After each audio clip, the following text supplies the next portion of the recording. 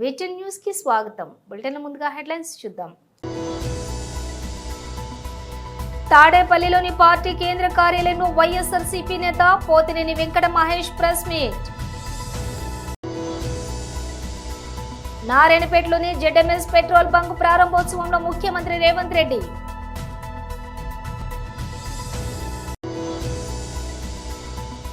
తెలంగాణ భవన్లో బీఆర్ఎస్ నేతలు విలేకరుల సమావేశం.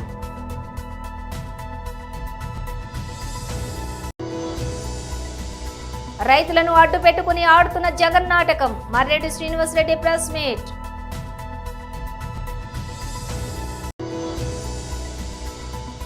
మెదక్ ఎంపీ శ్రీ రఘునందన్ రావు మీడియాతో మాట్లాడారు. ఇక డీటెయిల్స్ చూస్తే తాడేపల్లిలోని పార్టీ కేంద్ర కార్యాలయంలో వైఎస్ఆర్సీపీ నేత పోతినేని వెంకట మహేష్ ప్రెస్ మీట్ నిర్వహించారు. మానసికంగా వేధించేటువంటి ఘటనలకి ఈ రోజున ఈ కూటమి ప్రభుత్వం తెరలేపింది. అధికారాన్ని అడ్డం పెట్టుకొని అదుపు లేకుండా పైశాచికత్వంగా పెట్టేగిపోతున్న ఈ కూటమి పార్టీ సైకో బ్యాచ్లు ఈ రోజున విచ్చలవిడిగా విచృలంకంగా రెచ్చిపోతున్న తీరు రాష్ట్రంలోని ప్రజల్ని, మహిళల్ని, చిన్నారులను కూడా ఆందోళన పరుస్తోంది. ఈ రోజున ఆందోళన పరుస్తోంది. పసిబిడ్డల్ని కూడా లక్ష్యంగా చేసుకుని సోషల్ మీడియాలో వేధింపులకి దిగుతా ఉన్నారంటే వీళ్ళ యొక్క మానసిక పరిస్థితి ఏ విధంగా ఉందో మనందరం కూడా అర్థం చేసుకోవచ్చు. సోషల్ మీడియాని అడ్డం పెట్టుకొని ఇష్టానుసారం ఉపయోగించుకుంటూ వీరిలో ఉండేటువంటి రాక్షస ప్రవృత్తిని ఏ స్థాయిలో చూపిస్తా ఉన్నారో కూడా ఈ రోజున ప్రతి ఒక్కరికి కూడా అర్థమవుతుంది. ఈ రోజున కూటమి అధికారంలోకి వచ్చిన తర్వాత వారికి ఇష్టపడినటువంటి రాజకీయ పార్టీలని, రాజకీయ పార్టీ నాయకుల్ని, అలాగే తాము వ్యతిరేకించే వారిని ఎవ్వరు కూడా అభిమానించకూడదు.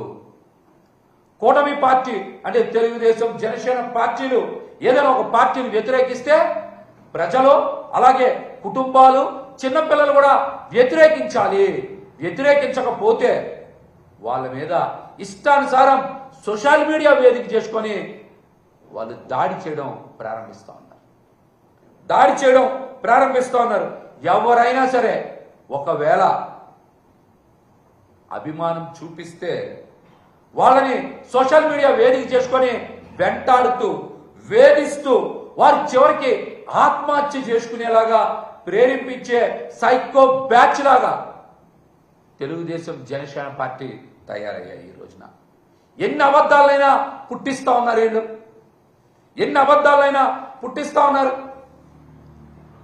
విజయవాడలో 3 రోజుల క్రితం వల్లభనేని వంశీ గారి పరామర్శించడానికి జగన్మోహన్ రెడ్డి గారు వస్తే చిన్నారిని జగన్మోహన్ రెడ్డి గారు ఎంతో ప్రేమగా దగ్గరికి తీసుకుంటే ఆ చిన్నపిల్ల కూడా జగన్మోహన్ రెడ్డి గారి మీద ఎంతో ప్రేమ కురిపిస్తే దాన్ని కూడా ఇష్టానుసారం రాజకీయం చేశారు. మానవీయ కోణంలో చూడక సోషల్ మీడియా వేదికగా ఎంత దారుణంగా పోస్ట్ చేశారో ఒక్కసారి చూడండి.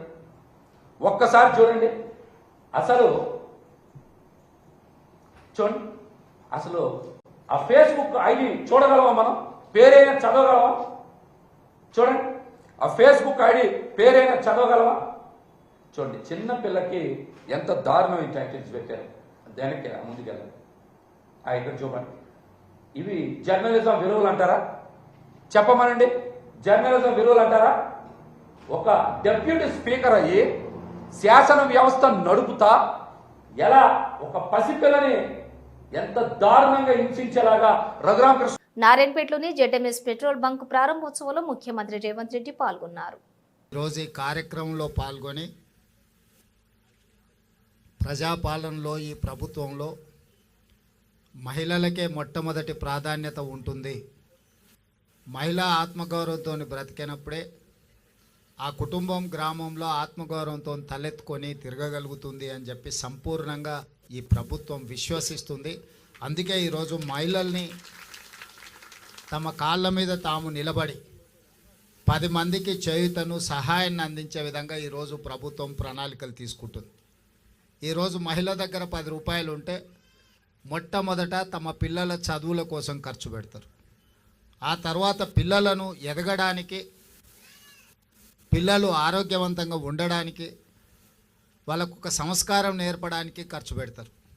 ఆ తర్వాత కుటుంబము 10 మంది ముందు గౌరవంతో బ్రతకడానికి అవసరమైన విధంగా ఖర్చు పెడతారు. కానీ అదే ఇంటి ఆయన చేతిలో 10 రూపాయలు ఉంటే సాయంత్రం పోయి బెల్ట్ షాపులు ఇచ్చొస్తాడు. అందుకే ఈరోజు ఈ రాష్ట్రంలో ఆనాడు పివి నరసింహారావు గారు స్వయం సహాయక సంఘాలను మొదలుపెట్టి, ఆ తర్వాత రాజశేఖర రెడ్డి గారు, ఆనాడు అర్ణమ్మ గారు మంత్రిగా ఉన్నప్పుడు ఈ జిల్లాలో సంఘాలను, ఉమ్మడి మహబూబ్నగర్ జిల్లాలో సంఘాలను బాగా పెంచేదానికి, పెంపొందించేదానికి వాళ్ళకి అన్ని రకాలుగా ఆ రోజు సహకారం అందించారు. తెలంగాణ రాష్ట్రం వచ్చిన తర్వాత మహిళా సంఘాలకు గ్రహణం పట్టినట్టుగా కొంతకాలము చాలామంది ఎలాంటి సహాయం లేక, ఆదరణ లేక ఇబ్బందులను ఎదుర్కొన్నారు. కానీ మన ప్రభుత్వం ఏర్పడిన వెంబడే మొట్టమొదట మళ్ళీ మహిళా సంఘాలను పునరుద్ధరించాలి, మహిళలను ఆర్థికంగా బలోపేతం చేయాలి అని చెప్పి ఈరోజు కొత్త సంఘంలో సభ్యులను చేర్చుకుంటూ ఈ సంఘాలకు అవసరమైన బ్యాంక్ లింకేజ్లతో పాటు ఇతర వ్యాపార నైపుణ్యాన్ని కూడా నేర్పాలి అని చెప్పి ఈరోజు ప్రభుత్వం నిర్ణయం తీసుకున్నది. అందుకే మీకు పావలా వడ్డీ కానీ, జీరో వడ్డీ కానీ, ఇవి ఏవైతే పెండింగ్ ఉన్నాయో వాటి అన్నిటినీ ఒకటొకటిగా పరిష్కరించుకుంటూ, అదేవిధంగా కొత్తగా సంఘంలో సభ్యులను చేర్చుకుంటూ వచ్చినాం. ఈరోజు రాష్ట్రంలో మహిళా శక్తి 67 లక్షల మంది చేరిండ్రు. ఈరోజు ఇందిరా మహిళా శక్తిలో 67 లక్షల మంది సభ్యులు ఉన్నారు. నేను మా సీతక్కతో విజ్ఞప్తి చేసిన, అక్క, 1 కోటి మందిని, తెలంగాణ రాష్ట్రంలో 1 కోటి మంది మహిళలను కోటీశ్వరులను చేయడమే నా బాధ్యత అని చెప్పి నేను సీతక్కకు చెప్పడం జరిగింది. ఇది మాటలతో కాకుండా ఇంతకుముందు ఆడబిడ్డలు చెప్పిండ్రు, అమ్మ ఆదర్శ పాఠశాల మాకే ఇచ్చిండ్రు, అదేవిధంగా బట్టలు కుట్టే కార్యక్రమాన్ని మాకే ఇచ్చిండ్రు. ఈరోజు ఐకేపీ కేంద్రాలు మీ ఆధ్వర్యంలోనే నడుస్తున్నాయి. పెట్రోల్ బంకులు ఈరోజు వ్యాపారం చేసుకోవడానికి ఇచ్చిండ్రు. అదేవిధంగా ఆర్టీసీలో బస్సులు, గతంలో ప్రైవేట్ సంస్థలు, పెద్ద పెద్ద కార్పొరేట్ సంస్థలు బస్సులు కొని కిరాయికి ఇచ్చేది ఆర్టీసీకి. ఈరోజు మహిళా సంఘాల నుంచి ఆర్టీసీ బస్సులు కొనడానికి అన్ని రకాల సహకారం అందించి తెలంగాణ భవన్లో బీఆర్ఎస్ నేతలు విలేకరుల సమావేశం నిర్వహించారు. ఈ ప్రత్యేకమైన మీడియా సమావేశానికి వచ్చినందుకు మీ అందరికీ కూడా హృదయపూర్వక ధన్యవాదాలు. అదేవిధంగా ఈ ప్రత్యేకమైన బ్రీఫింగ్ను చూస్తున్న తెలంగాణ ప్రజలందరికీ కూడా మరొకసారి ధన్యవాదాలు తెలుపుతూ, మరి ఈరోజు తెలంగాణలో అరాచక శక్తులు రాజ్యమేలుతున్నాయి. 6 గ్యారంటీల పేరుతో తెలంగాణ ప్రజలందరి మీద కూడా మత్తుమందు చల్లి వాళ్ళందరి ఓట్లు దండుకొని 7వ గ్యారంటీగా ప్రజాకర్షక పాలన ఇస్తాను అని చెప్పిన రేవంత్ రెడ్డి ఈరోజు ప్రజా వ్యతిరేక పాలన, ప్రజల మీద ప్రతీకార పాలన, తెలంగాణ ప్రజల మీద విద్వేషపూరిత కక్షగట్టి పాలిస్తున్న తీరు మీదనే ఈరోజు మరి మేము మాట్లాడదలుచుకున్నాం. మరి ఈరోజు మరి ముఖ్యంగా తెలంగాణ ఉద్యమంలో అత్యంత కీలకమైన పాత్ర పోషించి మరి కేసీఆర్ గారికి వెన్నుదన్నుగా ఉండి 7 సార్లు ఎమ్మెల్యేగా ఎన్నికై సిద్దిపేట నియోజకవర్గం నుండి మరి తెలంగాణలో నీటిపారుదల శాఖ, అదేవిధంగా మార్కెటింగ్ శాఖ, ఆర్థిక శాఖ, మరి ముఖ్యంగా కోవిడ్-19 మహమ్మారి తెలంగాణ సమాజాన్ని కబలిస్తున్న సమయంలో ఆరోగ్య శాఖను తనదైన శైలిలో మరి నిర్వహిస్తూ తెలంగాణ ప్రజలందరి మన్ననలు పొంది దేశంలోనే తెలంగాణను ఒక గొప్ప రాష్ట్రంగా తీర్చిదిద్దిన మరి మాజీ మంత్రివర్యులు సిద్దిపేట శాసనసభ్యులు శ్రీ తన్నీరు హరీష్ రావు గారి మీద రేవంత్ రెడ్డి కక్షగట్టి ఒక చక్రధర్ గౌడ్ అనే ఒక నేరస్తుడితో, సిద్దిపేటకు చెందిన చక్రధర్ గౌడ్ అనే నేరస్తుని పంజాగుట్ట పోలీస్ స్టేషన్లో 1205/2024 అనే అక్రమ కేసు పెట్టించిన తీరు గురించి ఈరోజు తెలంగాణ ప్రజలందరికీ కూడా చెప్పాలని ఈ మీడియా సమావేశం పెట్టడం జరుగుతూ ఉన్నది. మొట్టమొదట నేను రేవంత్ రెడ్డి గారికి ఒక్కటే వార్నింగ్ ఇస్తున్నా. రేవంత్ రెడ్డి, నువ్వు ఎన్ని అక్రమ కేసులు పెట్టినా, ఎన్ని కవ్వింపు చర్యలకు పాల్పడ్డా, నువ్వు ఎంత నీచ స్థాయికి దిగజారినా, రైతులను అడ్డుపెట్టుకుని ఆడుతున్న జగన్ నాటకం. మర్రెడ్డి శ్రీనివాసరెడ్డి ప్రెస్ మీట్ నిర్వహించారు. రైతుని రాజుగా చూడాలి అనే మహా సంకల్పం ఉన్నటువంటి ఈనాటి ముఖ్యమంత్రి మాన్య శ్రీ చంద్రబాబు నాయుడు గారు, కూటమి ప్రభుత్వం, పవన్ కళ్యాణ్ గారు, బీజేపీ ఈ రోజు కింద నుంచి పై వరకు పొలం దగ్గర నుంచి అంతర్జాతీయ మార్కెట్లో ఆ పంటల అమ్మకాల వరకు కూడా ఎక్కడ ఎవరు అవసరమైతే వాళ్ళంతా జోక్యం చేసుకొని రైతుకు అండగా నిలవాలి అనేటువంటి ఆలోచన కలిగినటువంటి వ్యవస్థ పైన, ప్రభుత్వాలపైన ఈరోజు జగన్మోహన్ రెడ్డి గారు ఒక బాధ్యత లేనితనంతో దుష్ప్రచారాలు చేస్తూ తన గ్యాంగ్ తోటి కూడా బాధ్యతారహితమైనటువంటి వ్యాఖ్యలు చేయిస్తూ ఈరోజు బజార్ను పడ్డారు. నిన్న కాక మొన్న గుంటూరు మిర్చి యార్డుకి వెళ్ళి మార్కెట్లో ఉన్నటువంటి పరిస్థితి, ధరల తగ్గుదలని, ఒక 5 సంవత్సరాల పాటు ముఖ్యమంత్రిగా పనిచేసినటువంటి వ్యక్తిగా కనీసమైనటువంటి అవగాహన, ఎన్నికల కోడ్లో పర్మిషన్ లేనప్పుడు గ్యాంగులను వేసుకుని వెళ్ళకూడదు అనేటువంటి కనీస అవగాహన లేనటువంటి Jaganmohan Reddy and co and batch ఈరోజు ఈ దుష్ప్రచారం చేస్తూ ఉన్నారు. రాష్ట్ర ప్రభుత్వం వ్యవసాయం పట్ల బాధ్యత తీసుకొని ఏ విధంగా కృషి చేస్తుందో రాష్ట్ర ప్రజానీకమంతా గమనిస్తూ ఉన్నారు. జగన్మోహన్ రెడ్డి గారు లేనిపోయినటువంటి ప్రచారాల్ని, అబద్ధాలని దుర్మార్గంగా ప్రచారం చేసి తిరిగి లబ్ధి పొందాలి అనేటువంటి ఆలోచన, కష్టాల్లో ఉన్నటువంటి ప్రజానీకానికి ధైర్యం చెప్పాలి, లేదా బాధ్యత కలిగినటువంటి రాజకీయ నాయకుడిగా ప్రభుత్వానికి తన దగ్గర ఏమైనా సలహాలు సూచనలు ఉంటే చెప్పాలి.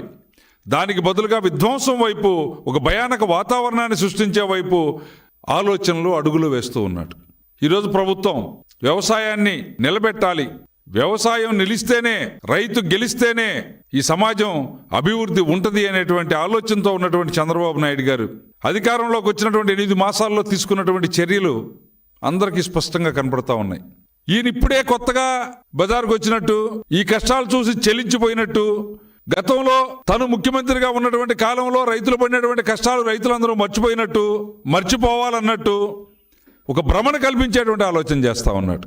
గత 5 సంవత్సరాలు 2019 నుండి 2024 వరకు గౌరవ జగన్మోహన్ రెడ్డి గారు మీరు ముఖ్యమంత్రిగా ఉన్నప్పుడు వ్యవసాయం పట్ల, రైతుల పట్ల మీ ప్రభుత్వం మీరు వ్యవహరించిన తీరు ఒక్కసారి మననం చేసుకోండి, ఒక్కసారి గుర్తు తెచ్చుకోండి.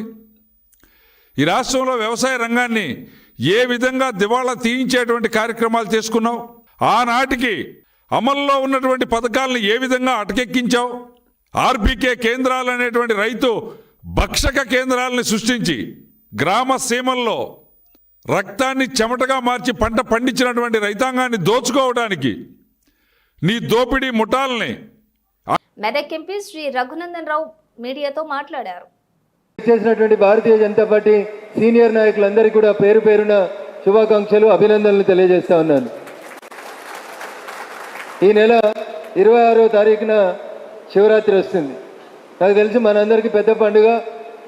కొందరు కొమరల్లి మల్లన్న పోతారు, కొందరు ఏడుపాయల దుర్గమ్మ దగ్గరికి పోతారు, ఇంకొందరు శ్రీశైలం పోతారు. ఎవరు ఎక్కడికి పోయినా నేను మీతో చేసేటువంటి విజ్ఞప్తి, దయచేసి 27వ తారీఖు రోజు మాత్రం ఉదయం పోలింగ్ స్టార్ట్ అయ్యేసరికి మనమందరం కూడా ప్రతి పోలింగ్ స్టేషన్ ముంగట మినిమం ఒక 25 మందితోటి ఖచ్చితంగా మనం కనబడాల్సిందే.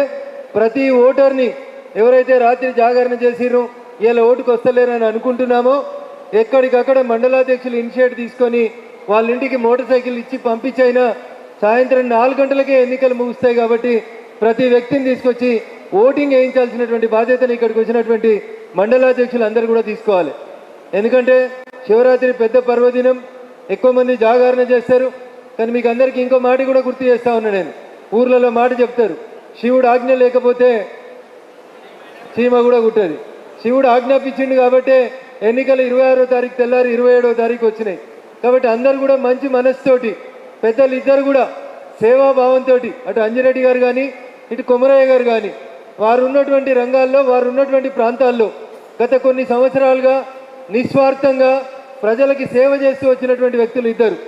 కాబట్టి దయచేసి రఘునందన్ మెదక్ పార్లమెంటుకు పోటీ చేసినప్పుడు మీరందరూ ఎట్లయితే ఓట్లేసి మా పార్టీ నాయకులందరూ కష్టపడి రఘునందన్ గెలిస్తే మేం గెలిచినామని చెప్పి కష్టపడి నా గెలుపులో ఈ మెదక్ గడ్డ నుంచి 15,000 ఓట్ల మెజారిటీ ఇచ్చి నన్ను అయితే ఆశీర్వదించిరో మొదటి స్థానంలో ఓట్లు సంపాదించుకోవాలని చెప్పి నేను మీ పార్లమెంట్ సభ్యుడిగా మీకు అందరికీ కూడా సవినయంగా విజ్ఞప్తి చేస్తా ఉన్నాను.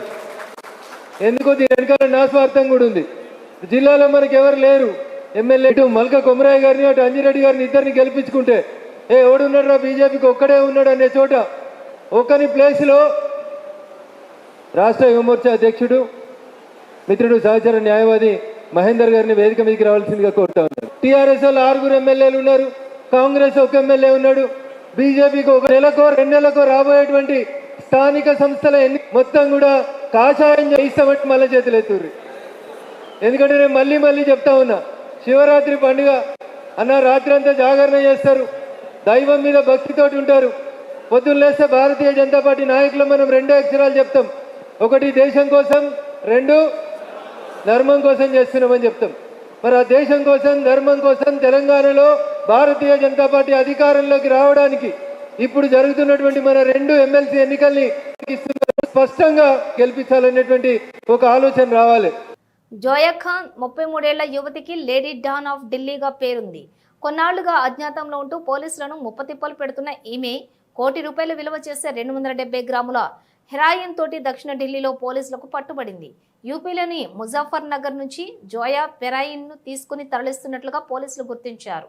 జోయా భర్త కరుడుగట్టిన గ్యాంగ్స్టర్ హషీం బాషా హత్యలు, దోపిడీలు తదితర 12 కేసులకు సంబంధించి అతడు ప్రస్తుతం జైల్లో ఉన్నాడు. తరచూ భర్తను కలిసేందుకు జైలుకు వెళ్లి ముఠాలను నడపడంలో జోయా కిటుకులు పట్టి మొత్తంగా అతడి నేర సామ్రాజ్యాన్ని భుజానికెత్తుకుంది. హషీం, జోయా ఇద్దరిది ఢిల్లీనే, పక్కపక్క ఇళ్లలోనే ఉండేవారు. హషీంకు జోయా 3వ భార్య, ఆమెకు ఇది 2వ పెళ్లి. జోయా పేరెంట్స్ కు నేరాలతో సంబంధాలున్నాయి. మహిళల అక్రమ రవాణా కేసుకు సంబంధించి గత ఏడాది జోయా తల్లిని పోలీసులు అరెస్ట్ చేసి జైల్లో పెట్టారు. నేర సామ్రాజ్యాన్ని నడపడంలో జోయాది విభిన్నమైన శైలి.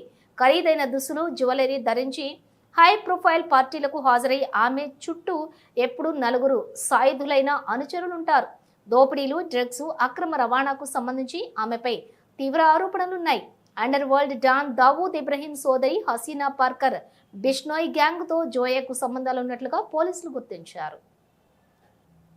అనంతరం ఆమె మాట్లాడుతూ సరైన కోచ్ లేకుండా 290 కేజీల బరువు లిఫ్ట్ చేస్తున్న సమయంలో ఇరువైపులా ఇద్దరు సరైన అవగాహన ఉన్న ట్రైనర్స్ ఉంటేనే ఇలాంటి పవర్ లిఫ్టింగ్ సాహసం చేయించాలని, అందులో లిఫ్ట్ చేసే టైం సమయంలోని పూర్తి శిక్షణ కలిగినటువంటి ట్రైనర్ల సమక్షంలోని ఇంతటి హెవీ పవర్ లిఫ్ట్ చేయించాలని కోచ్ నిర్లక్ష్యం కారణంగానే పవర్ లిఫ్టర్ ఏసికాచార్య మృతి చెందారని, ఈ దుర్ఘటనపై దిగ్భ్రాంతి వ్యక్తం చేస్తున్నాను. ఇలాంటి ఘటనలు మరోసారి జరగకుండా సరైన కోచ్ సమక్షంలోనే చేయించాలని ఆమె ఆవేదన వ్యక్తం చేశారు. ఈ ఘటనకు పూర్తి బాధ్యత కోచ్ వహించాలని ఆమె డిమాండ్ చేశారు. చిన్న జిమ్లలో, చిన్న జిమ్సే కాదు, జిమ్స్లలో మొత్తం కూడా ఈ పవర్ లిఫ్టింగ్ గేమ్స్ అని చెప్పేసి, లేదంటే ఏదైనా ఈవెంట్స్ కండక్ట్ చేయడము వితౌట్ అసోసియేషన్ పర్మిషన్ చేయడము, దీనికి ప్రైజ్ అవార్డు, క్యాష్ అవార్డ్స్ పెట్టడము, దీనికి ఏదో ప్రోటీన్ మేము స్పాన్సర్ చేస్తాము, లేదంటే ఇంకా ఏదేదో గిఫ్ట్లు అట్లా పెట్టేసి కాంపిటీషన్స్ పెట్టేస్తున్నారు. దాంట్లో ఎవరు అసలు కోచింగ్ పవర్ లిఫ్టింగ్ అనేది అంత ఈజీ కాదని మీకు ఆల్రెడీ చెప్పిన నేను. సో వాళ్ళు వచ్చేసి మీరు బెంచ్ ప్రెస్ చేయండి, డెడ్ లిఫ్ట్ చేయండి, స్క్వాట్ చేయండి అంటే వాళ్ళు ఏం తెలియని వాళ్ళు కూడా వచ్చేసి ఏదో ఎగ్జైట్మెంట్ తోటి దాంట్లో పార్టిసిపేట్ చేసేసి కాలు చేతి విరగొట్టుకుంటారు. లేదంటే సేమ్ ఇప్పుడు ఈ అమ్మాయి లాగానే సడన్గా చనిపోతారు. వాళ్ళ ఫ్యామిలీకి ఎవరండి ఆధారం? ఎవరు? ఆ అబ్బాయి మొన్న ఒక్కడే అంట అబ్బాయి ఒక ఇన్సిడెంట్ జరిగింది. ఇలాంటివన్నీ మన వెలుగులోకి రావట్లేవు చాలా వరకు. ఇలాంటి జిమ్లలో కూడా ఇలాంటి కండక్ట్ చేయకుండా ఎవరైనా చేసినా కూడా ఇన్ఫామ్ చేసేటట్టుగా పవర్ లిఫ్టింగ్ అసోసియేషన్కి కానీ లేదంటే బయట మీడియా ఛానల్స్కి కానీ ఇన్ఫర్మేషన్ ఇచ్చేటట్టుగా చూసుకోండి కొంచెం. ఇంకొకటి, జిమ్లో ఎవరు లేకుండా ట్రైనింగ్లు చేయడాలు, ఈగో లిఫ్టింగ్లు చేయడాలు ఇట్లాంటివి చేయకండి.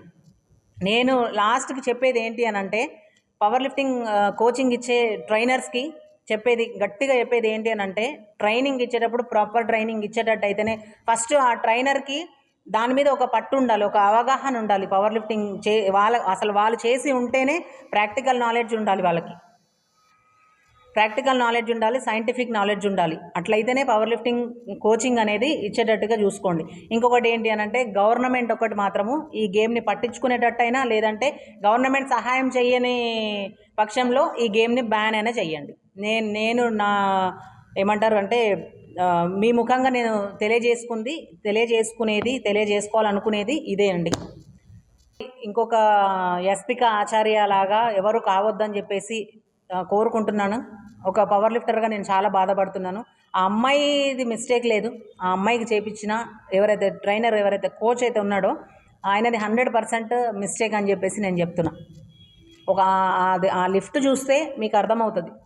ఆ ఒక అమ్మాయి ప్రాక్టీస్లో ఆ అమ్మాయి ఏదైతే చేసిందో ఆ వీడియో క్లిప్లో చూస్తే ఆ మిస్టేక్ ఏంటి, ఎక్కడ జరిగింది, మిస్టేక్ అయ్యో అది బై మిస్టేక్ జరిగిపోయింది, అన్ఎక్స్పెక్టెడ్గా జరిగిపోయింది, ప్రమాదం అది ఏమంటారు యాక్సిడెంటల్గా జరిగిపోయింది. యాక్సిడెంటల్గా జరగలేదు, అది ఒక ట్రైనర్ ఒక కోచ్ మిస్టేక్ వల్లనే అది జరిగింది. ఒక కోచ్ ఎట్లా ఒక ప్లాట్ఫామ్ని ఎట్లా పెట్టాలి, అంత హెవీ వెయిట్ తీసుకున్నప్పుడు ఎట్లా చేయాలి, ఎట్లా తీసుకోవాలి అనేది మొత్తం ప్రాపర్గా మొత్తం అరేంజ్ చేసిన తర్వాతనే ఇట్లాంటి హెవీ లిఫ్టింగ్స్ చేయించాలని చెప్పేసి కోరుకుంటున్నాను. Thank you so much. ప్రముఖ సినీ దర్శకుడు శంకర్కు ఈడీ షాక్ ఇచ్చింది. మనీ లాండరింగ్ చట్టం ప్రకారం 10 కోట్ల విలువైన స్థిరాస్తులను ఈడీ జప్తు చేసింది. ఈ నెల 17వ తేదీన ఆస్తులను అటాచ్ చేసినట్లు తెలిసింది. రోబో సినిమాను శంకర్ తన కథ జిగుబాను కాపీ కొట్టి తెరకెక్కించారంటూ ఆరూర్ తమిళనాథన్ అనే వ్యక్తి 2011లో పిటిషన్ దాఖలు చేశారు. శంకర్ కాపీరైట్ ఐటీసీ చట్టాలను ఉల్లంఘించారని పిటిషన్లో పేర్కొన్నారు. మరోవైపు ఈ కేసు విషయమై film and television institute of India నివేదిక కూడా శంకర్కు వ్యతిరేకంగా వచ్చింది. కాపీరైట్ చట్టంలోని సెక్షన్ 63ని శంకర్ ఉల్లంఘించారంటూ ఆ నివేదిక ఆధారంగా ఈడీ స్పష్టం చేసింది. ఆ సినిమాకు పారితోషికంగా శంకర్ 15 కోట్లు అందుకున్నట్లుగా సమాచారం. 2010లో విడుదలైన రోబో ఘన విజయం సాధించింది. బులెటిన్ ముగించే ముందు హెడ్లైన్స్ మరోసారి. తాడేపల్లిలోని పార్టీ కేంద్ర కార్యాలయంలో వైఎస్ఆర్సీపీ నేత పోతినేని వెంకట మహేష్ ప్రెస్ మీట్. నారాయణపేటలోని జెడ్ఎంఎస్ పెట్రోల్ బంక్ ప్రారంభోత్సవంలో ముఖ్యమంత్రి రేవంత్ రెడ్డి.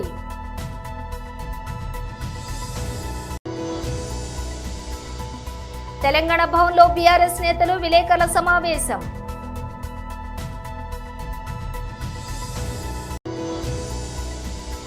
రైతులను అడ్డు పెట్టుకుని ఆడుతున్న జగన్ నాటకం, మర్రెడ్డి శ్రీనివాసరెడ్డి ప్రెస్ మీట్.